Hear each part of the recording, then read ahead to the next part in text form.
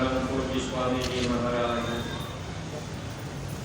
परम श्रद्धेय पूज्य महाराज जी के चरणों में कोटि कोटि नमन प्रणाम करते हुए संस्था के वरिष्ठ पदाधिकारी सदस्यगण, सभी सत्संगी धर्म प्रेमी भाई बहनों को, सभी जिम्मेदार सेवादार प्रेमियों को सादर जय गुरुदेव। परमार्थी प्रेमी भाई बहनों, इस मानव जीवन में जब बहुत बड़ा सौभाग्य उदय होता है, तभी महापुरुषों के वचन, उनके संदेश वचनों को सुनने का अवसर मिला करता है। जिन जिन प्रेमी भाई बहनों का सौभाग्य है, ऐसे ही प्रेमी भाई बहन गुरु महाराज के इस पावन दरबार में आए। सौभाग्य हम प्रेमी भाई बहनों का हुआ कि हम सब लोगों को ऐसे सद्गुरु मिल गए। गुरु महाराज के नाम की दौलत हम जीवों को बख्शीश दे दी।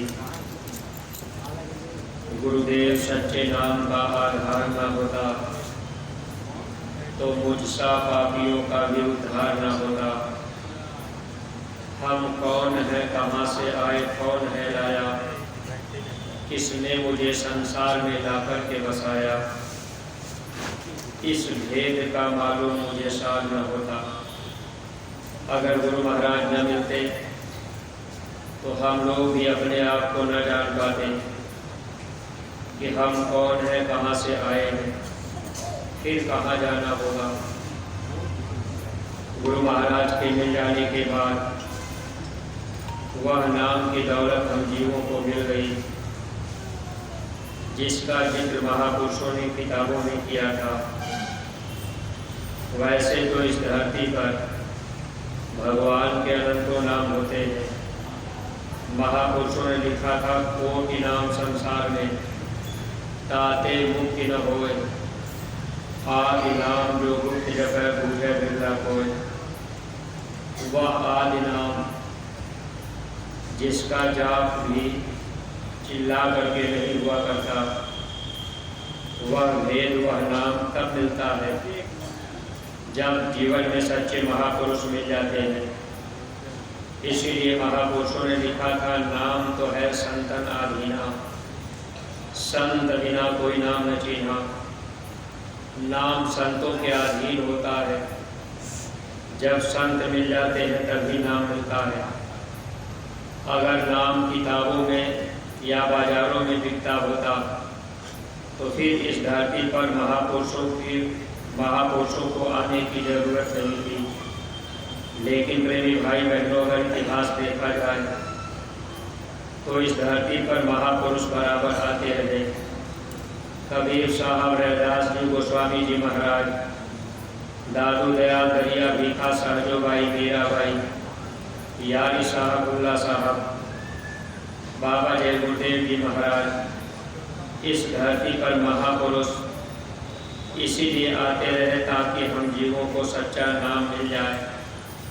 नाम महात्मा जगाते हैं, बगैर महापुरुष के मिले वह नाम नहीं मिल पाता। इसीलिए मीरा ने भी जिक्र किया, पायो जी मैंने नाम रतन धन पायो। कहीं किताब और बाजार का जिक्र नहीं है। मीरा ने स्पष्ट किया था कि वह नाम मुझे सद्गुरु ने दिया। अगर सद्गुरु जीवन में न मिले तो नाम की दौलत नहीं मिल सकती। आज हम आप तीरथ व्रत, पूजा पाठ, बाहरी कर्म कांडों में भटकते हुए अपना समय गुजार देते हैं। कभी हम आप महात्माओं की तरफ अपना ध्यान नहीं ले जाते। बार बार कहने के बाद भी ये मन जल्दी महापुरुषों के तरफ आने की कोशिश नहीं करता और इस रास्ते पर आने में भी तकलीफ महसूस होती है। ये भी सर आवत अति कठिनाई, कोई न कोई विघ्न बाधा भी पैदा हो जाती है। जब कभी हम आप विचार भी बनाते हैं कि हम मथुरा चलेंगे, हम भी नाम डाल देंगे, योजना बनाने के बाद भी हम आप नहीं पहुंच पाते, तो सौभाग्य उन प्रेमियों का है जो प्रेमी भाई बहन गुरु महाराज के इस पावन दरबार में पधार चुके हैं। आपको वह नाम की दौलत पूज्य महाराज जी के द्वारा मिल चुकी। ऐसे प्रेमी भाई बहन अगर हम आप सद्गुरु से प्रेम कर लें तो निश्चित ही हम जीवों का काम बन जाए। मानव जीवन में सद्गुरु इसीलिए हम जीवों को मिलते हैं ताकि हम लोग जन्म मरण की पीड़ा से आज़ाद हो जाएं। यह मानव जन्म का मौका तो मिला है, लेकिन गुरु महाराज कहते थे कि ये जन्म बार बार नहीं मिलता। नहीं ऐसो जन्म बारंबार, का जानी कुछ पुण्य प्रकटो तेरो मानुषा अवतार। यानी जब कई जन्मों के पुण्य इकट्ठा होते हैं तब एक बार मनुष्य शरीर का मौका मिल जाता है। अगर इस शरीर को पा करके कोई चाहे कि हम खाते पीते सोते मौज मस्ती लेते, यही दुनिया के काम धंधे में अपना समय बिता देंगे, गुरु महाराज कहते थे कि ये जन्म आपको दोबारा नहीं मिलेगा। सतयुग त्रेता द्वापर कलयुग ये चारों युग बीत जाएंगे, लेकिन मानव जन्म का मौका बार बार नहीं मिलता। इसलिए परमात्मा प्रेमी भाई बहनों, ये हम सब लोगों का ये परम सौभाग्य है कि हम सब लोगों को मानव शरीर मिला। और दूसरा सौभाग्य हम लोगों का ये हुआ कि हम लोगों को ऐसे समृद्ध सद्गुरु मिल गए, साथ ही साथ हम लोगों को नाम की दौलत मिल गई।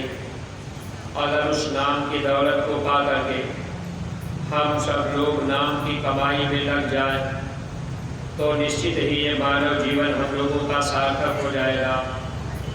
अगर इस मनुष्य शरीर को पा करके हम आप केवल दुनिया के काम धंधे में बिता दिए समय, तो इतना काम पशु भी कर लेता है।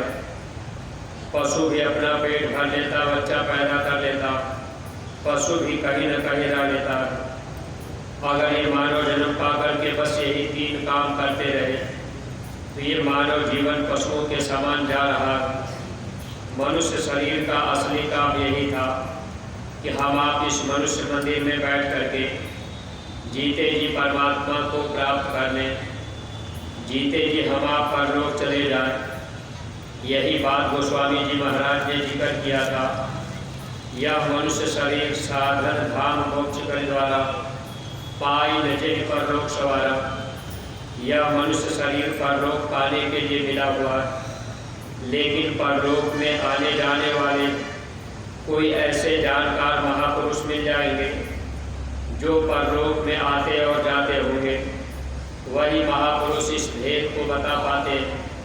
वैसे तो इस धरती पर तमाम से लोग महापुरुष का भेष बना करके टहल घूम रहे हैं, लेकिन प्रेमी भाई बहनों, सच्चा रास्ता जब तक सच्चे महापुरुष नहीं मिलते तब तक नहीं मिलता। और भेद भी तभी मिलता है जब महापुरुष मिल जाते, उनके सत्संग वचनों को हम आप ध्यान से सुनने लगे। वैसे तो महापुरुषों ने इशारा किया कि गली गली गुरुवर फिरे, कंठी माला दे, प्रीतम से परिचय नहीं, सिर्फ द्रव्य कमाने दे। अब पैसे कमाने के लिए बहुत से लोग ऐसे गुरु बन करके टहल रहे, लेकिन जीवात्मा के कल्याण के लिए इस धरती पर समर्थ महापुरुष जब मिल जाते हैं तब इस आत्मा का कल्याण संभव होता है। जब महापुरुष नाम की दौलत दे दें, अगर हम आप अपना ध्यान उनकी तरफ कर लें, अपना विचार गुरु की तरफ कर लें, तब तो हम जीवों का छुटकारा हो जाए। इसीलिए महापुरुषों ने ये बात पहले स्पष्ट कर दी कि हे इंसान, अगर आप भक्ति करना तो बस गुरु की करना, भक्ति करो तो गुरु की करना, मार्ग शब्द गुरु से लेना। अगर भक्ति करना तो आप गुरु की करना। इसी बात को कबीर साहब भी लिख करके गए। कबीर गुरु की भक्ति कर, तज विषया रस चौज, बार बार नहीं पाइए मानुष जन्म की मौत। हे इंसान, अगर आप भक्ति करना तो गुरु की करना। लेकिन प्रेमी भाई बहनों, अब हम आप इस दुनिया में कर्म प्रधान देश में फंस चुके हैं। यहाँ हम आप सच्ची बात को जान नहीं पाते। सच्चे महापुरुषों के पास जल्दी जाना नहीं हो पाता। अब हम आप अगर कभी महापुरुषों के पास गए भी तो बस ये उद्देश्य बना करके गए कि हम वहाँ चलेंगे, धन दौलत रुपया पैसा मांग लेंगे, या गरीबी है तो हम चाहेंगे कि हमारी गरीबी दूर हो जाए। जब कभी हम आप महापुरुषों के करीब आते हैं, आप किसी के पास बेटी बेटा नहीं तो बेटी बेटा चाहते हैं। आत्मा का कल्याण तो कोई कोई चाहने वाला होता। ज़्यादातर प्रेमी भाई बहन हम आप ये दुनिया के लालच बस महापुरुषों के करीब आते हैं कि हमारी बीमारी ठीक हो जाए, बेटे की नौकरी लग जाए, घर मकान अच्छा बन जाए। इसी दुनिया की चीज़ों को हम आप चाहते रहते हैं, जबकि महापुरुष बिल्कुल इससे हट करके हम लोगों को आत्मा की दौलत यानी जीवात्मा का कल्याण महापुरुष चाहते हैं। अब दुनिया की चीज़ हम आप ऐसे भी अगर देवी देवताओं की पूजा पाठ करके चाहे तो प्राप्त कर सकते हैं। इसी धरती पर गुजरात के राजा पीपा जब काली देवी की पूजा करते करते उनको खुश कर दिए, तो एक दिन देवी प्रकट हो गई और उन्होंने कहा, राजन मैं तुम्हारी पूजा से खुश हूँ, आज तुम चाहे मुझसे जो भी वरदान मांग लो या जो भी दुनिया की चीज़ मांग लो, मैं तुमको सब कुछ दे सकती हूँ। लेकिन राजा पीपा अब उन्होंने देवी जी से जिक्र किया कि हे देवी, अगर आप मुझे कुछ देना चाहती हैं तो मेरे पास और किसी चीज़ की कमी नहीं है, बस हम मोक्ष मुक्ति चाहते हैं, जन्म मरण की पीड़ा से बचना चाहते हैं। देवी ने कहा कि राजन, दुनिया की कोई और चीज़ हमसे मांग लो, मैं सब कुछ दे सकती हूँ, लेकिन तुम ये चीज़ जो हमसे मांग रहे ये चीज़ मैं नहीं दे सकती। मुक्ति का काम मेरा नहीं, मैं इस चीज़ को नहीं दे सकती। इसके लिए तुमको संतों के पास जाना पड़ेगा। मुक्ति संत चरण की दासी, मुक्ति संतों के चरणों में दास बनकर के बैठी रहती है। अगर हम आप भी संतों के चरणों में दास बन जाए तब तो हम आप मुक्ति प्राप्त कर सकते हैं, यानी जन्म मरण की पीड़ा से हम आप बच सकते हैं। महात्मा सिर्फ इसी काम के लिए इस धरती पर आते हैं, लेकिन हम आप तो दुनिया की चीज़ों को चाहते हैं। बहुत से भी पढ़े लिखे लोग भी ये सोचने लगते हैं कि भाई धन दौलत रुपया पैसा मिल जाएगा, सुख और आराम से जीवन बिता लेंगे। लेकिन इस कलयुग में ज़्यादा से ज़्यादा 100 साल तक हम आप इस शरीर में रह पाएंगे। समय पूरा होगा, शरीर से आत्मा को निकाल दिया जाएगा।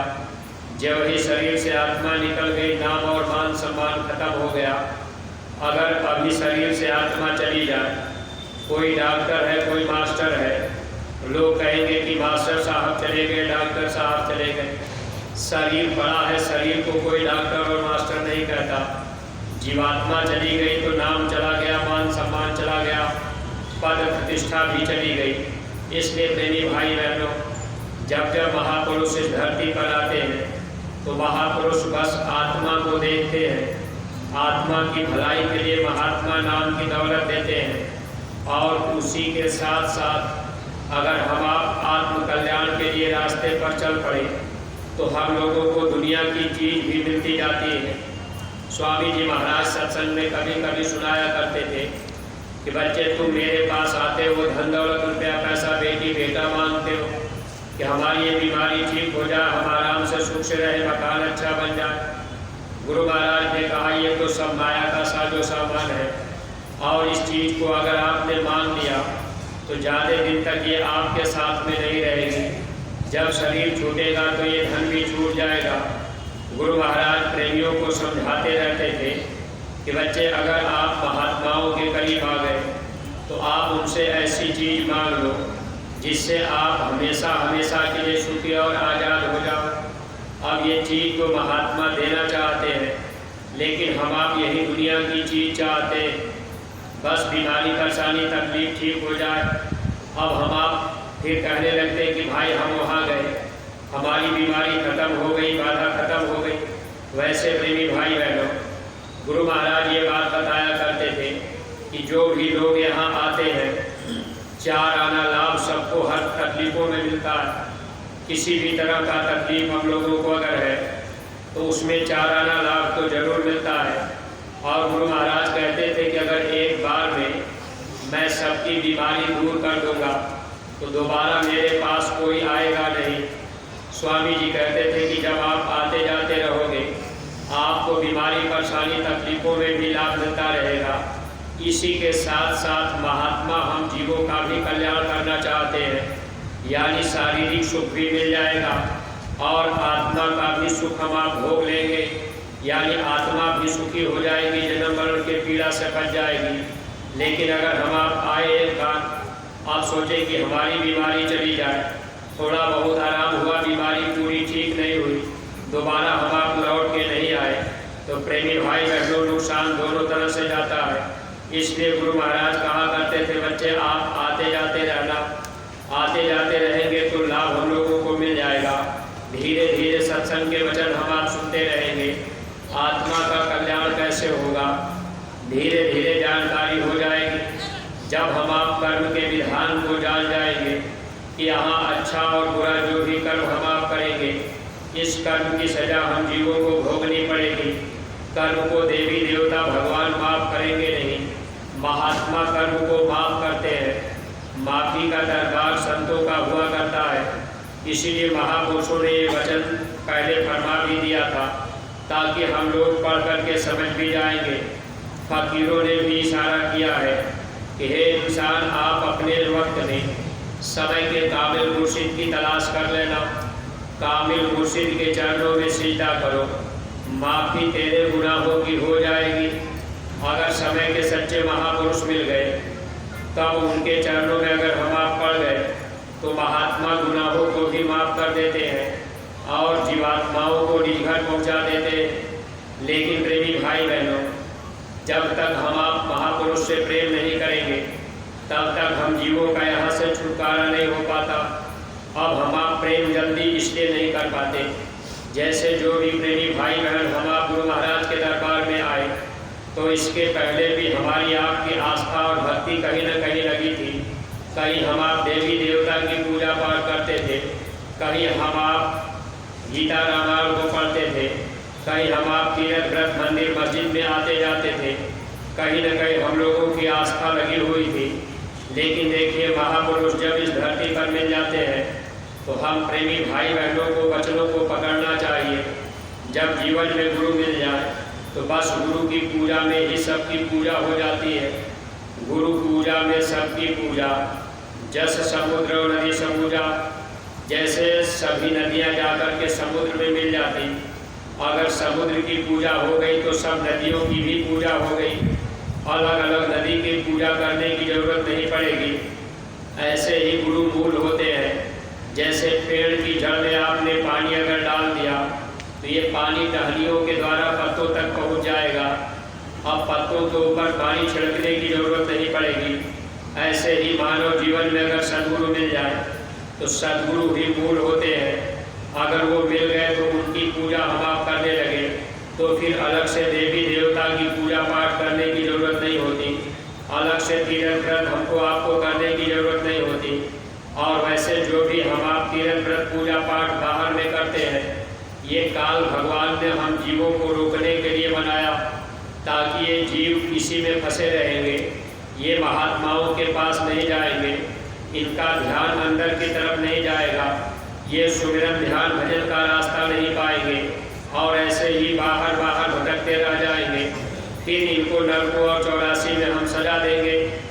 तो काल भगवान जिनके देश में हम लोग रहते हैं, ये नहीं चाहते कि जीव महापुरुषों के पास जाकर अंदर के रास्ते पर चल पड़े। और महापुरुष जब मिलते हैं तो हम लोगों को सुमिरन ध्यान और भजन, ये 3 क्रिया जब बता देते हैं, ये रास्ता अंदर चलने का होता है। इसमें आँख कान जबान बंद रहती है, आँख भी बंद हो गई, कान भी बंद हो गए। जबान भी हम आप जब बाहर से बंद कर लेते हैं, फिर हम आप सुमिरन ध्यान और भजन करने लगे, तब ये मन अंदर की तरफ चलने की कोशिश करेगा और वैसे तो ये मन बाहर ही भागना चाहता है। जब भी हम आप सुमिरन ध्यान भजन में बैठेंगे मन बाहर भागेगा। इसीलिए पूज्य महाराज जी बार बार समझाया करते हैं, जब ये मन बाहर भागे फिर आप उसको खींच करके ले आइए। अगर हम आप धीरे धीरे बैठने की आदत डाल लेंगे, पहले तो मन भागेगा, लेकिन गुरु महाराज बताया करते थे, मन जाए तो जान दे, दृढ़ कर राख शरीर, उतरी हुई कमान से कभी न चाले तीर। सुमिरन ध्यान भजन में हम आप बैठ गए, अगर मन जा रहा तो कोई बात नहीं, लेकिन शरीर को हम आप स्थिर रखें। अगर तन आपका स्थिर है, अब आप सुमिरन में बैठ गए, सुमिरन कर रहे, मन आपका दिल्ली बम्बई कलकत्ता नातेदारी रिश्तेदारी में घूम रहा, अगर आप बैठे रहेंगे तो फिर घूम करके मन वापस आएगा।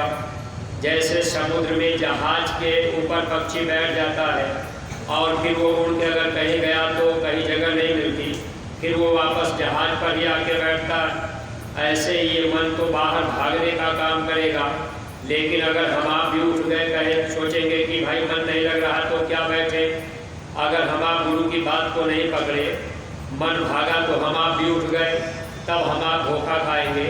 इसलिए हम आप जो भी प्रेमी भाई बहन नाम दान पाए, आप सब लोग भी अपनी बैठने की आदत बनाइएगा। मन अगर भागे जाए तो कोई बात नहीं, आप बैठे रहिए, कोशिश कीजिए कि मन फिर वापस आवे। और आप जब होश में बैठेंगे यानी चेतनावस्था में बैठेंगे, जब आप सुमिरन करेंगे, ध्यान तीसरे दिल में रखेंगे, तब आप जागते रहेंगे, तब तो मन को आप फिर वापस ले आएंगे। लेकिन जब आपका ध्यान तीसरे दिल से हट करके नीचे कंठ चक्र की तरफ होगा, उस समय आपको नींद आ जाती है। अब हम आप अर्ध निद्रा में हो जाते हैं, फिर हम आप माला कर रहे, कौन सी माला कर रहे ये भी नहीं जान पाते, फिर माला गिर भी गई, फिर उठाए, फिर करने लगे। इस तरह से ये मन धोखा देता रहता है। इसीलिए पूज्य महाराज जी बराबर बताया करते हैं कि जब आप सुमिरन करेंगे, ध्यान तीसरे दिल में रखेंगे, जब ध्यान ऊंचा रहेगा तो जल्दी नींद नहीं आएगी, और जब नींद नहीं आएगी तो मन अगर कहीं भाग गया तो फिर हम आप उसको वापस ले आएंगे। ऐसे सुमिरन ध्यान और भजन जब रोज रोज हम आप अभ्यास करने लगेंगे तो ये काम धीरे धीरे होगा। अब आप चाहें कि बहुत जल्दी में हो जाए तो जल्दीबाजी का काम शैतान का, धीरज का काम इंसान का। इसलिए जो भी प्रेमी भाई बहन आपको नाम दान मिला है, जब आप सुमिरन ध्यान भजन करने लगेंगे, ध्यान तीसरे दिल में रखेंगे, तो आपको जैसे पूज्य महाराज जी बताते हैं, अंतर में सद्गुरु का भी दर्शन होगा। और वही सद्गुरु पूरे होते हैं जो अंतर में मिलते हैं, वही जीवात्मा को निज घर ले जाते हैं। इसीलिए कबीर साहब पूरे गुरु के विषय में ये बात लिख करके गए थे, साधो सो सद्गुरु वही भावे, पर्दा दूर करे अखियन का, निज दर्शन दिखलावे। वह गुरु जो आँख का पर्दा हटा दे, ये बाहर की चर्म आँख नहीं, जो अंदर में जीवात्मा के अंदर आँख है, उस आँख पे कर्म का पर्दा पड़ा हुआ है, उस पर्दे को महात्मा हटाते हैं। तरीका हमको आपको बता देते हैं। अगर हम आप सुमिरन ध्यान भजन करेंगे तो धीरे धीरे दया करके महात्मा पर्दे को हटा देंगे, फिर अंदर में सद्गुरु का दर्शन होगा। और जब सद्गुरु का दर्शन अंदर में हो जाएगा, तब विश्वास आपका भरोसा पक्का हो जाएगा। वैसे तो प्रेमी भाई बहन, ये मन हम लोगों को धोखा देता रहता है, और जो प्रेमी भाई बहन गुरु पर पूरा विश्वास नहीं कर पाते, फिर हम लोगों को लाभ भी नहीं मिल पाता। इसीलिए स्वामी जी महाराज कहा करते थे, मैं समर्थ हूँ सब विधि जान, कर विश्वास वचन को मान। जब आपको अपने गुरु पर भरोसा विश्वास हो जाएगा, तब आप गुरु की भक्ति करने में लग जाएंगे। फिर आप जो बाहरी पूजा पाठ कर्मकांड में हम आप फंसे थे, इनसे धीरे धीरे हम लोगों का छुटकारा हो जाएगा। लेकिन बहुत से नए प्रेमी भाई बहन जब हम आप नाम दान पा लेते हैं, अब मान लीजिए उसके पहले 3 व्रत पूजा पाठ भी कर रहे, अब मन धोखा देता है कि अब क्या करें। बहुत से सत्संगी प्रेमी भाई बहन बड़े सोच में पड़ जाते हैं। लेकिन इसमें बात हमको आपको पकड़ लेनी चाहिए। जब आपको गुरु मिल गए तो गुरु की पूजा में सबकी पूजा हो जाती है, अलग से कोई पूजा करने की जरूरत नहीं पड़ती। गुरु की सेवा में सबकी सेवा हो जाती है। अगर हम आप गुरु की सेवा करने लगे, आदेश का पालन करने लगे, तो सेवा भी हमारी आपकी हो जाती है। लेकिन कोई कोई जीव गुरु के वचन को मानते हैं और कोई कोई जीव गुरु के वचन पे विश्वास करते हैं। इसीलिए जो भी महापुरुष आए इशारा करके गए। अगर हम आप तीरथ व्रत पूजा पाठ भी थोड़ा करना चाहेंगे, थोड़ा सोचेंगे चलो सुमिरन ध्यान भजन भी कर लेंगे, मन में आया कि थोड़ा मंदिर मस्जिद में भी धूप दीप जला दें और थोड़ा सुमिरन ध्यान भजन भी कर लेंगे, तो फिर हमारा आपका फंसाव ही रहेगा। कबीर साहब इसीलिए जब आए तो उन्होंने इस बात को स्पष्ट कर दिया था कि पढ़े लिखे लोग इस बात को समझ जाएंगे। कबीर साहब ने लिखा, कर ले जतन सखी साईं मिलन की, गुड़वा गुड़िया सूप सुबेलिया, तज दे बुद्धि लड़कैया खेलन की, देवी देवता भूइया भवानी, ई मार्ग 84 चलन की। अब ये जो देवी देवता भूइया भवानी हम आप पूजा पाठ करते थे, ये रास्ता 84 में ले जाता है। इसीलिए काल भगवान ने हम जीवों को फंसाने के लिए यहाँ देवी देवता मंदिर मस्जिद ये काल भगवान का फंसारा है। स्वामी जी महाराज सत्संग में कभी कभी सुनाया करते थे कि काल भगवान ने जीवों को धोखा दिया। देवी देवा पत्थर पानी, पाप पुण्य में जीवन झानी। अब काल भगवान ने देवी देवता पत्थर पहाड़ नदी नाले में पाप पुण्य के विधान को बनाकर हम जीवों को यहाँ फंसा दिया।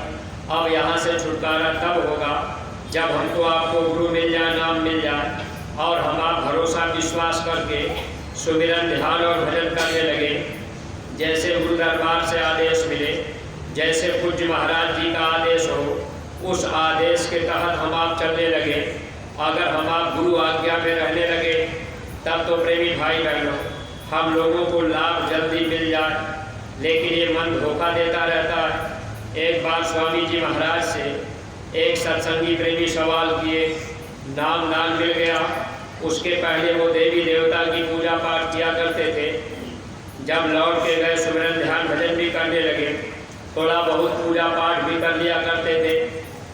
लेकिन जो भी प्रेमी भाई बहन सत्संग के वचनों को अगर हम आप सुनते समझते रहते हैं, या जो भी नए प्रेमी भाई बहन आप नाम दान लेते हैं, अगर आप भी गुरु महाराज की वचन वाणियाँ, पूज्य महाराज जी के सत्संग वचन बराबर सुनते रहेंगे तो लाभ मिलता रहेगा, धीरे धीरे जानकारी होती रहेगी। लेकिन अब पूरा तो हम आप बातें सुन नहीं पाते।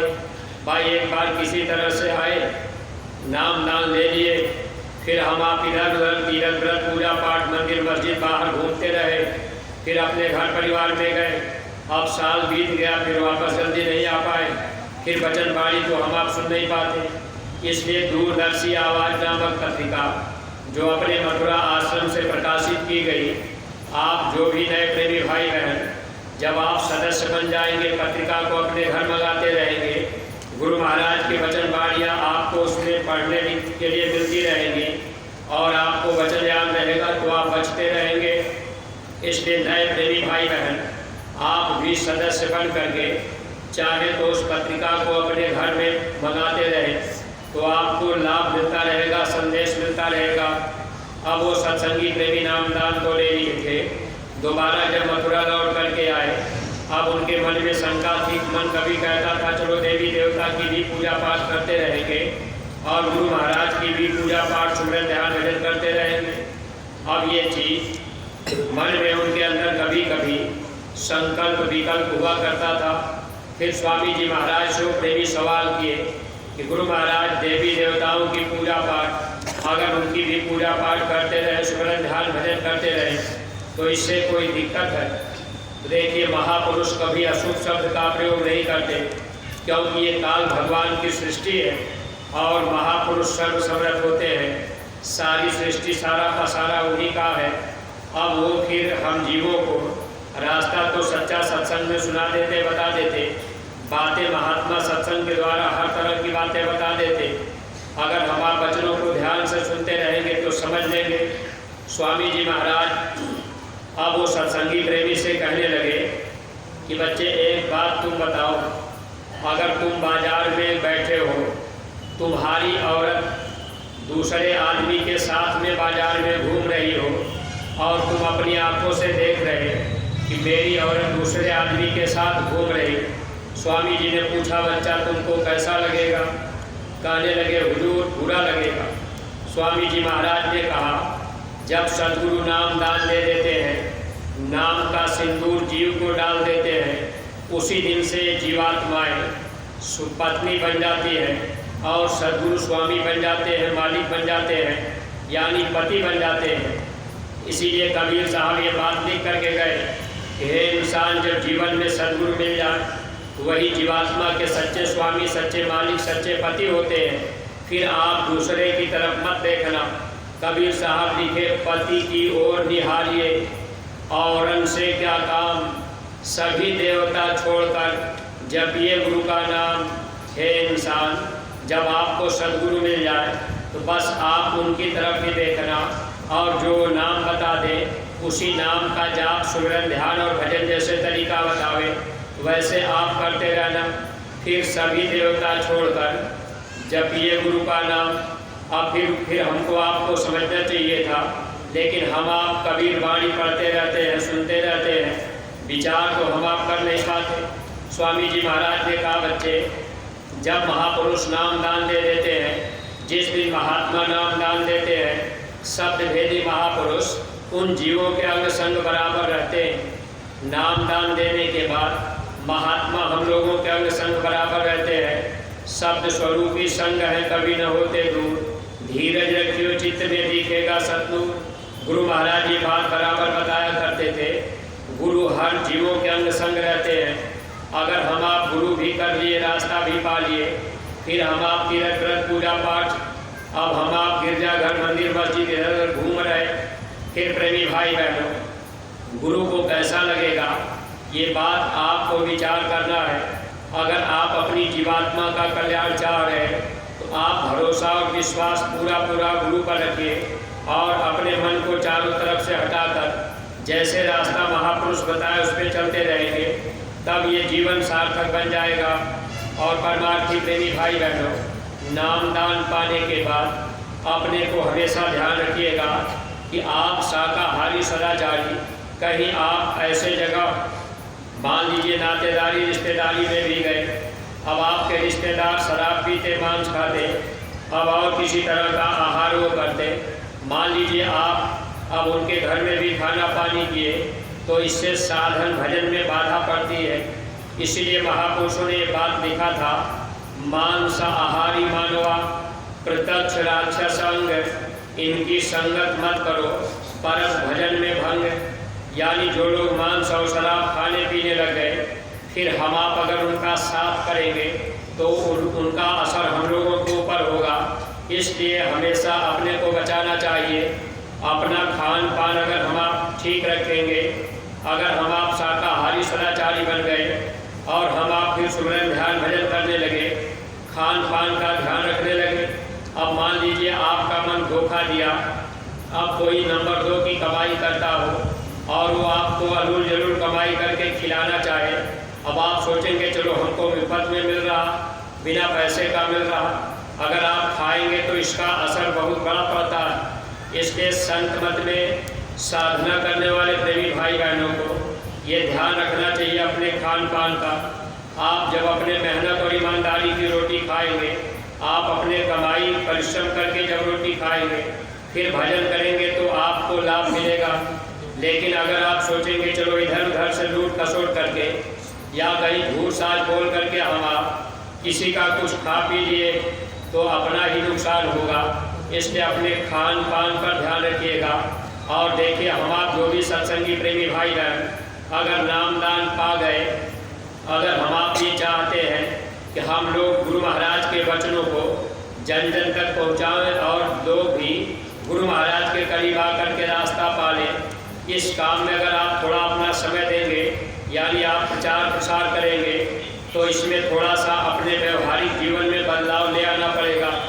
अगर मान लीजिए आप इसके पहले अब आप गांजा पी रहे, शराब पी रहे, अगर आप बीड़ी सुरती तंबाकू का सेवन कर रहे, तो आप ये तो ध्यान रखिएगा कि आपको ऐसा कोई नशा नहीं करना है जिससे बुद्धि पागल हो जाए। माँ बहन बहु बेटी की पहचान नशे में ख़त्म हो जाती है। परमार्थी प्रेमी भाई बहनों, अगर हम आप इन बातों का ध्यान रखेंगे, नशा ऐसा नहीं करें जो बुद्धि को पागल कर दे, इस तरह का नशा नहीं करना है। अब बहुत से प्रेमी भाई बहन, अगर मान लीजिए हम आप बीड़ी सिगरेट तंबाकू इसका सेवन कर रहे हैं, तो कभी कभी हम आप सोचने लगते हैं, वैसे स्वामी जी महाराज अंतिम समय में इतना तक गए कि बच्चे आप पान गुटखा भी मत खाना। लेकिन अब हम सत्संगी प्रेमी भाई बहन आदती हो गए, मन के वशीभूत हो गए। धीरे धीरे अपने मन को समझाने का प्रयास कीजिएगा। अगर बीड़ी पीने की आदत बन गई, गुटखा खाने की आदत बन गई, तो आप प्रयास कीजिएगा और गुरु महाराज से रोज रोज आप सुमिरन ध्यान भजन में फरियाद कीजिएगा कि मालिक आप दया कर दीजिए, ये बुराई हमारी धीरे धीरे छूट जाए। और आप प्रयास करते रहेंगे। दिन भर में अगर आप 4 बार 10 बार गुटखा खा रहे हैं, तो आप प्रयास कीजिए कि भाई चलो हम 1 बार कम कर देंगे, यानी 10 बार दिन भर में खा रहे हैं तो 9 बार कर दीजिए। महीना भर बीत गया तो फिर 1 बार और कम कीजिए, 8 बार कर दीजिए। ऐसे धीरे धीरे अगर आप प्रयास करेंगे और ध्यान आप रखेंगे कि हमारे अंदर ये कमियां हैं, हालांकि अपना ये मन अपनी कमी को नहीं देखता, मन कभी भी अपनी कमजोरी नहीं बताता, फिर भी प्रेमी भाई बहन हम आप थोड़ा अगर ध्यान रखेंगे, विचार करते रहेंगे, बुराइयों से बचते रहेंगे। बहुत से प्रेमी भाई बहन गांजा का सेवन कर लेते हैं, अब आप उसको भगवान शंकर की बूटी समझ करके पी लेते हैं। लेकिन कबीर साहब ने कबीर मंसूर में इसका जिक्र किया है कि गांजा पीने वाले जीवों को जब जमदूत ले जाएंगे, उनका पैर ऊपर सर नीचे करके लटका देंगे और गुदा चक्र पे आग का अंगारा रखेंगे। उस समय जमदूत क्या काम करेंगे, उपस्थ इंद्री को मुंह में लगा देंगे। जमदूत बगल में खड़े होकर के मुंह से पीटेंगे, कहेंगे जोर से खींचो। जैसे हम आप चिलम गांजा खींचते हैं, जोर से चिलम जल जाती, आग निकल जाती, धुआं पूरे शरीर के अंदर ले जाते, फिर बाहर निकालते। यह क्रिया हम आप करते रहते हैं। ऐसे ही जमदूत गांजा पीने वाले जीवों को जब ले जाएंगे, 1-2 दिन के लिए नहीं, 10,000 साल तक उल्टा लटका देंगे, गुदा चक्र पे आग का अंगारा रखेंगे। अब इतनी तकलीफ उस समय होती है, इस तकलीफ को सहन करना पड़ता है। जीव उस समय चिल्लाते रोते रहते हैं, कोई मदद नहीं करता। महापुरुष हम जीवों को इसीलिए हर बात सत्संग के द्वारा समझाना बताना चाहते हैं। और जब हम आप वचन वाणियों को, गुरु महाराज की पत्रिकाओं को, उनके वचनों को हम आप पत्रिकाओं के माध्यम से पढ़ते समझते रहेंगे, थोड़ा हम आप बुराइयों से बचे रहेंगे, अन्य लोगों को भी हम आप बचाने का प्रयास करेंगे। अगर हम आप नाम दान लेकर के गए और थोड़ा सा अपने अंदर परिवर्तन ला दें, अगर हम आप भी शाकाहारी सदाचारी बन जाए और थोड़ा नशा कम कर दें, तो दुनिया के लोग, अगल बगल के लोग भी सोचने लगेंगे कि भाई ये बाबा जी के पास गए तो देखिए बड़े शांत स्वभाव से रहते हैं और ये बात भी बर्दाश्त करने लगे और ये सुमिरन ध्यान भजन भी करते हैं। धीरे धीरे नशा भी ये छोड़ दिए, अब इसका प्रभाव पड़ेगा। गुरु महाराज ये बात कहा करते थे, तुम्हें सत्संगियों संसार में आदर्श बनना है, अमर संदेश सदगुरु का तुम्हें चरितार्थ करना है। जब हम आप गुरु के वचन को अपने जीवन में, चरित्र में उतारेंगे, व्यवहारिक जीवन में ले आएंगे, तब तो दुनिया के लोग देख करके बदलेंगे। स्वामी जी ने कहा बच्चे तुम बदल जाओगे, तुमको देख करके लोग बदल जाएंगे।